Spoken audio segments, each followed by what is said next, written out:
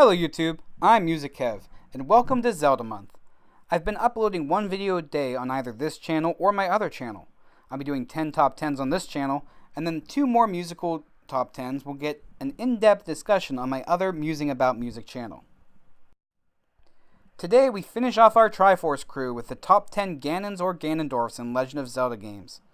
This list is based on his power, his boss fight, spoilers I guess, and intimidation factors.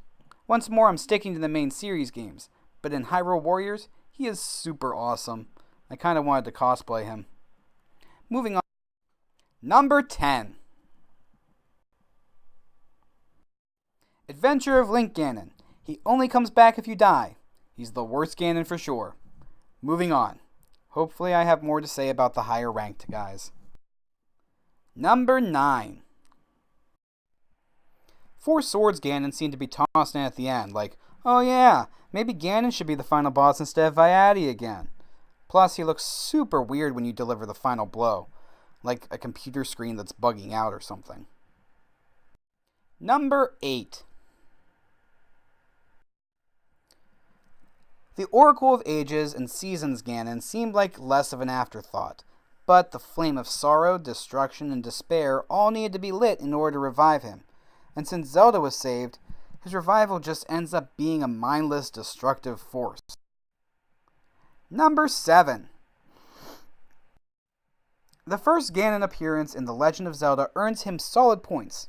You didn't really know what you were going to be facing, aside from the pig-like appearances of the moblins. I mean, what have you got against pigs, Miyamoto?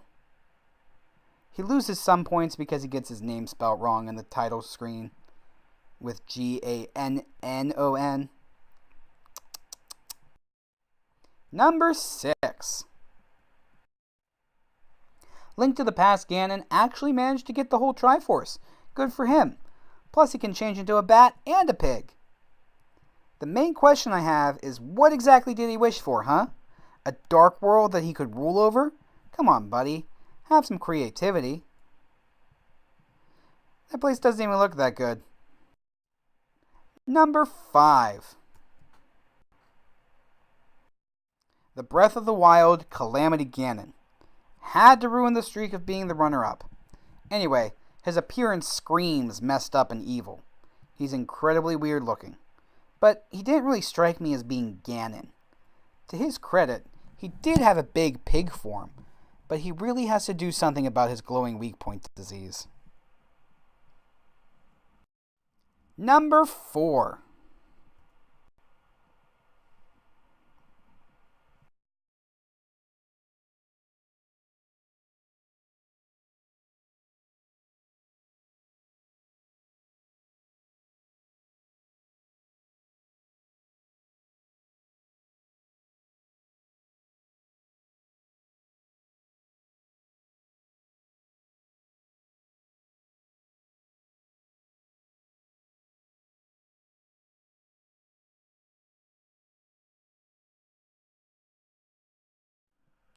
Number 3. The Wind Waker Ganondorf wins some major intimidation points. The first time you visit him, he smacks you away easily, and then proceeds to take a dragon's fire breath to the face.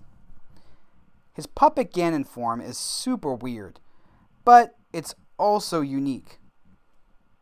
He almost had the Triforce too, but he let the king tag it before him while he was busy in the villain monologue.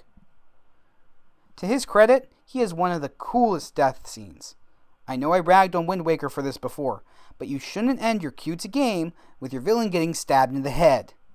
Just saying.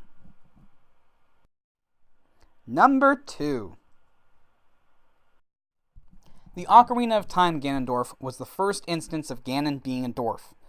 I'm realizing now that the dwarfs are dominating the top part of this list, but they have more personality. He was powerful, as well as clever and patient, letting Link do a lot of his dirty work. Plus, he was evil, cursing and killing the Deku Tree, feeding Gorons to a Dodongo, freezing Zora's domain, and then dropping his tower on top of Link and Zelda as a last resort. It was very intense fighting him without Navi. His final form showed off his absolute power, and as a kid playing the game, I remember him being so much bigger than he actually was. Again with the glowy weak point disease though. And I still don't get the whole one male Gerudo thing. Number 1.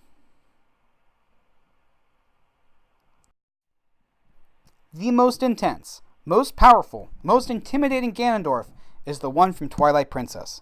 He does not mess around. He took the sealing sword that stabbed him, pulled it from his chest, and killed the sages for trying that crap. Again, a master of manipulation, he sent Zant in to help him corrupt the real world in Twilight so he could get out of the Twilight realm himself. His glowy weak point actually has a reason for being there, so it gets excused in his boss fights. Speaking of which, he has more forms than any other Ganon, and I love it. First, he controls Zelda, then he turns into his giant pig form, and then he's a big glowy ball of energy. Then he rides his horse and summons phantoms to fight you. And then finally, you get to fight him mano a mano in a sword duel, assuming you don't get cutesy and use the fishing rod. That's not funny. Seriously though, this guy is not to be trifled with. Thanks for watching my ramblings about the best Ganons and Ganondorfs from Zelda Games. Did I leave your favorite out? Did I let something that really didn't earn its spot onto my list? Let me know your favorites in the comments below. Like this video as well so I know I've done well. If you want to see the rest of my list, the playlist is here. If you want to see my gameplay of Zelda Link Between Worlds, click over here. And of course subscribe to stay up to date on all of my videos for Zelda Month. And I'll see you tomorrow.